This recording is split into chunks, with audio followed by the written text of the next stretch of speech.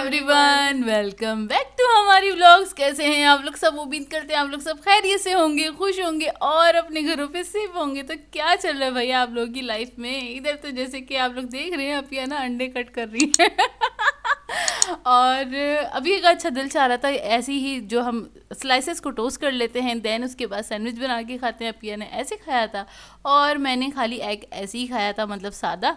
और उसके बाद फिर स्लाइसेस को ना डिप कर करके खा लिया था चाय के डुबो के खा लिया था। के डिप करके नहीं, उर्दू में सही से बोला सही करो। से डबो डुबो डबो के खा लिया था। तो बस हमारे यहाँ पे चल रहा है ब्रेकफास्ट और काफ़ी दिनों बाद हम ये सैंडविच खा रहे थे और अच्छा लगा खा के। वाह, इतने साफ अंदाज से बोला है, बहुत अच्छा लगा इन्हें देखो, खा के। इंसान को सावगो होना चाहिए। इंसान को वाकई साफ गो होना चाहिए और साफ तरीके से ही बोलना चाहिए। हाँ, अब छोड़े हो, मैं कहीं और वे में चली जाती हूँ। तो खैर देखिए, मैं नफासत से ना अपना सैंडविच बना रही हूँ और इसको बड़ा नफासत से बनाना पड़ता है क्योंकि अगर आपकी जर्दी टूट के गिर जाए तो मज़ा नहीं आएगा। तो खैर हमने नाश्ता तो कर लिया था, ये तो मजाक की बात थी। और ये है दोपहर का टाइम। दोपहर के टाइम पे जोया और मैं अकेले थे घर पे और क्या कहते हैं, और हमें भूख लग रही थी बहुत तेज़। और निहाल को हमने राइस वगैरह खिला दिए थे। और निहाल भी था, हम दोनों अकेले बिल्कुल नहीं थे, मतलब अम्मी अबू घर पे नहीं थे।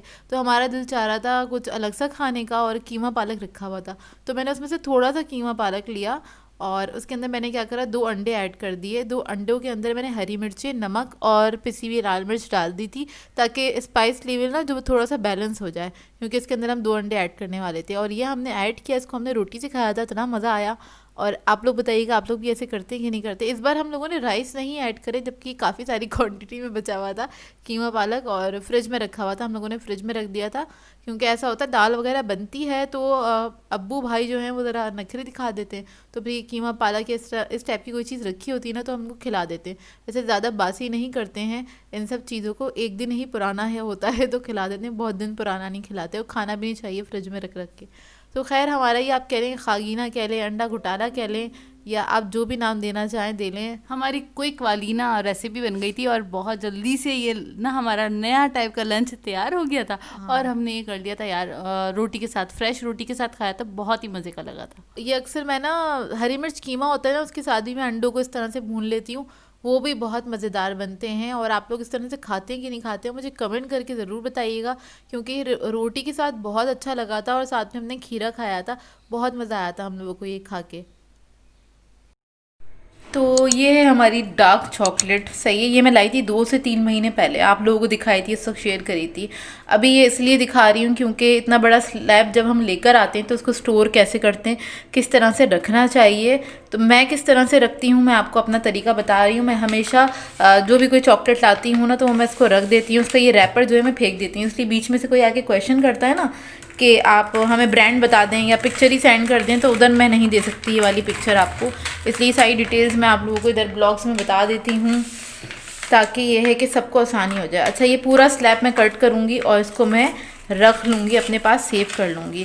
और इसका एक तरीक़ेकार ये है कि आपको पता है कि आप जो भी रेसिपी बनाते हैं, फॉर एग्जांपल अगर आप कोई बिज़नेस करते हैं ना, तो आपको पता है आपको कितनी चॉकलेट इस्तेमाल हो जाती है एक रेसिपी में, एक वक्त में ना। तो आप उतने ही बड़े बड़े स्लैब इसके काटें, उतने ही वज़न के, और इसको स्लैब कह रही हूँ, सॉरी, छोटे छोटे से पीसेस काटें और आप इसको ब्लॉक कह सकते हैं, यानी कि जितने बड़े आपको ब्लॉक चाहिए उतने बड़े। ये देखें इस तरह का पूरा स्लैब होता है, कितनी अच्छी क्वालिटी में है। तो हाँ, ये तो आजकल मैं यही यूज़ कर रही हूँ।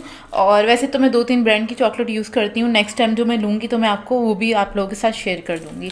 तो मेरे पास इसी तरह से रखे हुए होते हैं।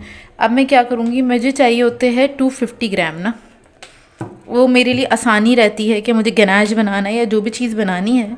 अच्छा, ये सर्दी है तो ना ज़रा मुश्किल से कटेगी, नहीं तो बड़ी आसानी से कट जाती है। जबकि ये ऐसे ही रूम टेम्परेचर पे ही रखा हुआ था। हाँ, ये ऐसी कैबिनेट में रखा हुआ था, कैबिनेट में रखा हुआ था। अच्छा हाँ, ये वाली चॉकलेट्स को ना कभी भी फ्रिज में नहीं रखते क्योंकि फिर उसका बटर बाहर आ जाता है ना। नहीं, वो गर्मी में आता है बटर बाहर। हाँ, ये आपकी चॉकलेट खराब होने लगती है तब आता है। एक वो है ना कि रख के भूल भी तो जाते हैं ना, मतलब इसलिए मना करते हैं। हमें जो मना किया गया था वही मैं आपको बात बताऊंगी कि अगर आप चॉकलेट को रखते हैं फ्रिज में तो आप उससे गार्निश नहीं कर सकते हैं और चॉकलेट गार्निश नहीं बना सकते। अदरवाइज़ कुकिंग में इस्तेमाल करनी तो आप कर सकते हैं, उसकी एक ना वो कहते हैं शाइन वगैरह ख़त्म हो जाती है, तो इसलिए मना करते हैं। तो देखें इस तरह से मैंने काट लिया है। अब मैं अंदाजे से इसको मैं 1 के 2 सोच रही थी 500 ग्राम रख लूँ मैं अपने पास करके, तो वो भी आसानी हो जाएगी मेरे पास। इसके मैं 1 के 2 कर रही हूँ, नहीं तो मैं 3-4 करती हूँ इसके ना। अब इसको मेजर सही है। अब इसको मैं मेजर करती हूँ ये कितना है, और इस हिसाब से मैं नॉर्मली मैं 250 ग्राम की ही रखती हूँ। ये 290 ग्राम का है, तो मैं इसको सेव कर लूँगी अपने पास इसी तरह से, ताकि ये है कि मुझे पता होगा ये तकरीबन ऑलमोस्ट 300 ग्राम का है। और वैसे भी जब भी कोई रेसिपी के लिए आप ये निकालती है ना, तो एक बार रेसिपी के अकॉर्डिंग तो इसको मेजर, हाँ ये तब भी मेजर होगा, ऐसा नहीं, ये तो बस अपनी आसानी के लिए कि हमें पता, माइंड में पता है हमें कि जितने भी पीसेस हमने रखे हुए हैं ये कितने ग्राम के हैं, तो इस अपनी आसानी के लिए हम लोग इस तरह से कर लेते हैं। और ये काम ना बच्चों की मौजूदगी में नहीं करेगा, वरना वो मेरे जैसा काम करेगा, यूं करके निकालेगा और साइड और दूसरी निकाल लेगा। और दूसरी एक और बात कि जब हम ये वाला पैकेट खोल देते हैं ना, तो इसको ना पैक करना थोड़ा सा मुश्किल होता है। मतलब हम इसको अगर आधा भी स्लैब निकाल रहे हैं, हम इसको पैक करना चाहें हम, तो इसका जो प्लास्टिक होता है वो मोटा होता है, और मैं क्या करती हूँ, तो मोटा होता है तो वो सही से पैक नहीं हो पाता, अंदर कुछ भी जा सकता है। मैं क्या करती हूँ, मैं इसको क्लिन से रैप कर देती हूँ। तो अलग अलग जो ब्लॉक होगा ना, अब आप ये कर देंगे इसको क्लिन से रैप, मतलब हाँ। ये 290 या समथिंग ऐसी इसके पीसेस इसी तरह से निकलेंगे, इसके पीसेस निकलेंगे, और इसी तरीके से इसको मेजर करके देन उसको इसके बाद इसको क्लिन रैप हो जाएगा। क्लिन से रैप करूँगी मैं। अभी दिखाती हूँ, सारा कट कर लूँ फिर मैं दिखाती हूँ आपको।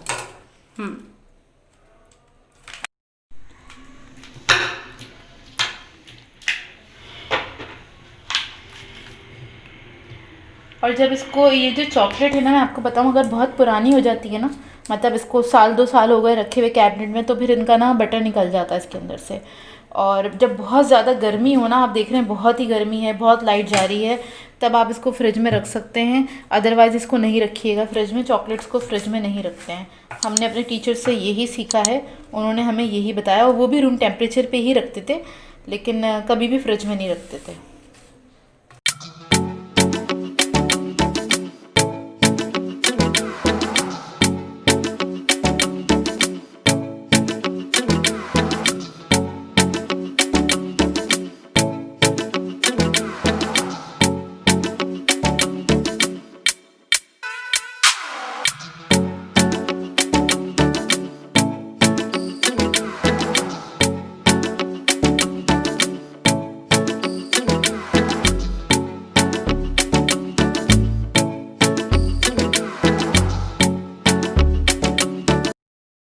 तो ये हमारी चॉकलेट्स जो हैं पैक हो गई हैं, और जो थोड़ी चॉकलेट बची थी वो मैंने कट करी है इधर, क्योंकि मुझे एक रेसिपी बनानी थी, उसके लिए इस तरह से छोटा छोटा कट कर लिया है मैंने। अच्छा इधर मैं आपको बता दूं, इसको मैं रखूँगी किचन के अंदर ही रखूँगी, कैबिनेट में, लेकिन एक ऐसे बॉक्स में जो एयर टाइट हो। दूसरा ये उस बॉक्स के अंदर और कोई चीज़ ना हो, मतलब कोई मसाले वगैरह नहीं हो, नहीं तो उसके अंदर इसकी खुशबू आ जाएगी, मसालों की आ जाएगी, धनिया जो कि मिर्च वगैरह, हाँ उसकी इस तरह खुशबू कुछ नहीं नहीं होना चाहिए। जैसे मैं जिस बॉक्स में रखती हूँ उसके अंदर सिर्फ कोको पाउडर चॉकलेट रखी जाती है, बहुत हुआ तो आइसिंग शुगर रख देती हूँ, इसके अलावा मैं कुछ भी नहीं रखती हूँ उस बॉक्स के अंदर, क्योंकि नहीं चाहिए मुझे और किसी चीज़ की खुशबू अपनी चॉकलेट्स के अंदर। तो इसलिए इसको सेफ इस तरह से करते हैं। तो आई होप आप लोगों को क्लियर हो गया होगा, तो जो कि इतने सारे क्वेश्चंस आते रहते हैं मेरे पास कि इसको किस तरह से सेव करना है। और इतना बड़ा हम स्लैब लेंगे तो उसको थोड़े छोटे पीसेस में करके तो रखना पड़ेगा ना, जाहिर सी बात तो वो तो पूरा स्लैब रखा नहीं जाता, तो इसी तरीके से आप ये सारे पीसेस में कट करके ब्लॉक में करके देन पैक करके और फिर रख देती हैं। अच्छा जी, अभी बज रहे हैं रात की 9 और हमारा कुछ अच्छा अच्छा सा खाने का दिल चाह रहा था। असल में ये बात हुई ये कि ना अम्मी ने ना दाल बनाई थी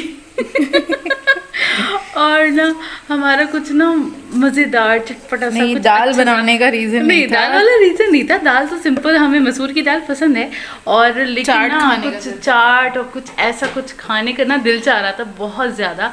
और शाम से ना प्योर में बड़े लो थे, कुछ एनर्जी नहीं थी। उप्स सॉरी, कोई डोर पे आया है। लेकिन मैं ये बता दूं, ये बन रहे हैं भाई बहुत ही मज़ेदार से दही बड़े बनने वाले हैं, और अभी तो इसके ये बड़े तैयार हो रहे हैं, छोटे छोटे से बड़े तैयार हो रहे हैं, और जैसे ही ये रेडी हो जाएंगे ना तो फिर आपको दिखाते हैं। तो ये दही बड़े हो गए हैं रेडी। अब सारी जो फुल्कियाँ आती है इसके अंदर डाल दी हैं, उससे पानी निकाल के इसको हम रख देंगे फ्रिज में ताकि अच्छे से रच जाएं, और आज दिल चाह रहा था कुछ चाट वगैरह खाने का, कुछ चटपटा सा खाने का। और मैंने खाने में बनाई थी दाल, मूंग मसूर की दाल बनाई थी। तो दिल नहीं चाह रहा था दाल खाने का। दाल पकी थी इसलिए नहीं, बस चटपटा कुछ चाट वाट खाना था इस वजह से ना। तो फिर खाना खाने का टाइम हुआ, उससे पहले ही मैंने जल्दी से उठ के ना ये दही बड़े बना लिए थे। और ये मूंग मसूर की दाल है जो कि मैंने बनाई थी, तड़का अम्मी ने लगा दिया था। और ये मीठा पराठा है। मेरा भाई जो है, छोटा भाई जो है, मीठा पराठा बहुत शौक से खाता है, हम भी खाते हैं शौक से। और ये गरम गरम ना सर्दियों में बड़ा मज़े का लगता है। आप लोगों के बनता है कि नहीं बनता? अम्मी तो जिस तरह बनाती है मैं कभी शेयर कर दूंगी। सबका अपना अलग अलग तरीका होता है, क्योंकि मैंने इतने टाइम से यूट्यूब पे हैं हम लोग, तो बहुत सारे लोगों की रेसिपीज़ देखते हैं और सबके तरीक़ेकार देखते हैं। सबका बहुत डिफरेंट तरीका होता है मीठा पराठा बनाने का। कोई वो क्या कहते हैं स्टफ़ करके बनाता है, कोई चीनी इसी के अंदर गूंद के बनाता है, अलग अलग तरीके से बनाते हैं। आप लोग कैसे बनाते हैं मुझे बताइएगा कमेंट करके। और ये बहुत मज़े का बनता है मीठा पराठा। खैर, और इधर ये हमारे जो दही बड़े हैं वो रच बस गए हैं। मतलब इसको रखने का मकसद ये होता है ताकि दही का जो फ्लेवर है वो दही बड़ों के अंदर अच्छे से आ जाए, दही बड़े नहीं बड़ों के अंदर अच्छे से आ जाए। और ये जोया अपनी प्लेट बना रही है और मज़े की प्लेट बनाई थी। और अच्छा, मैं ना 1 महीने पहले लेकर आई थी पापड़ी ना, वो रखी हुई थी घर में ना, वो देख के भी हमारा ज़रा दिल चाह गया। वो थोड़ी स्पाइसी मसाले वाली पापड़ी नहीं, थी। उसको देख के ना हिम्मत बन गई, नहीं यार घर में ही बनाएंगे। वरना हम सोच रहे थे कि ना हम बाहर जाके खा लें। अपी ने बोला नहीं यार अभी मूड नहीं हो रहा बाहर जाने का, स्पेशली खाली चाट खाने के लिए। तो एक काम करते हैं घर में बनाते हैं। और वो पापड़ी भी रखी है, हाँ वो रखी हुई कैबिनेट में ना। तो फिर खैर अपी ने बोला हाँ वो बनाते हैं और उसको फिर इंजॉय करेंगे। तो ये देखिए मेरी प्लेट बन रही है जी, बहुत ही मज़ेदार सी। और ये जो मसाला इसमें ऐड हुआ है ये है घर का होममेड मसाला है जो हम लोग बनाते हैं। और ये चटनी भी होममेड है। अच्छा, ये चटनी और मसाला हमारे यहाँ ऐसी तरह रेडी रहता है क्योंकि बहुत सारी पूरे साल रहता है हमारे घर में रेडी, क्योंकि बहुत सारी चीज़ों में हम यूज़ करते हैं। यहाँ पे जोया ने मसाला और चटनी ऐड कर दी है। ऊपर से ये जोया दाल सेव ऐड कर रही है, जो कि बल्ले बल्ले का पैकेट होता है वो ऐड कर रही है जोया। और उसके बाद आ जाएगी पापड़ी। तो मैंने जोया से कहा था लाओ पापड़ी मैं ऐड कर देती हूँ, क्योंकि पापड़ी के अंदर ना मसाला लगा हुआ था। ये मसाले वाली पापड़ी थी और इतनी छोटी छोटी सी, बहुत लाइट वेट थी है ना। अच्छा, बहुत हल्की थी ये पापड़ी ना। अच्छा, मुझे बताइएगा ये पापड़ी मुझे कहाँ से मिल सकती है? अब आप लोग बोलेंगे जहाँ से आपने ली है वहीं से ले लें जाके। असल में ये बहुत ज़्यादा लाइट वेट थी, ऐसा लग रहा था मांडा पट्टी की बनी हुई है ये पापड़ी। आपको देखने से भी अंदाज़ा हो रहा होगा। लेकिन मैं पहले लिया करती थी हुसैनाबाद से, वो शॉप ना बंद हो गई है। वहाँ पे बहुत अच्छी पापड़ियाँ होती थी और बारीक वाली बूंदी, बहुत सारी चीज़ें इसी टाइप की मिला करती थी। लेकिन वो शॉप बंद हो गई। अब मुझे पता नहीं, मैंने 1-2 जगह पे देखा भी। और ये किसी लोकल शॉप से ही मिलेगी पापड़ी मुझे पता है, लेकिन कहाँ से मुझे नहीं पता। अगर आपको पता है तो प्लीज़ कमेंट करके बताइएगा। और सिर्फ कराची वाले बताएं मुझे, इंडिया वाले। और जो बाहर बाहर रहते हैं, मतलब कराची से बाहर रहते हैं, तो मैं उधर से तो नहीं ख़रीद सकती। जो कराची में रहते हैं वो मुझे बताइएगा ये मैं कहाँ से परचेज़ कर सकती हूँ। तो खैर देखिए मैं कितने मज़े से ना अपनी चाट एंजॉय कर रही हूँ। और आप लोग भी अगर ललचा गए हैं अब तक तो फिर ज़रूर बनाइएगा और एंजॉय कीजिएगा। और बताइएगा आज का ब्लॉग कैसा लगा, और अगर अच्छा लगे तो लाइक ज़रूर कीजिएगा, साथ साथ कमेंट करके ज़रूर बताइएगा। और अगर चैनल पे नए हैं तो चैनल को सब्सक्राइब करें, साथ साथ बेल आइकन को क्लिक करना नहीं भूलेगा। हम दोनों को अपनी दुआओं में याद रखिएगा। Thank you for watching. Allah हाफिज़।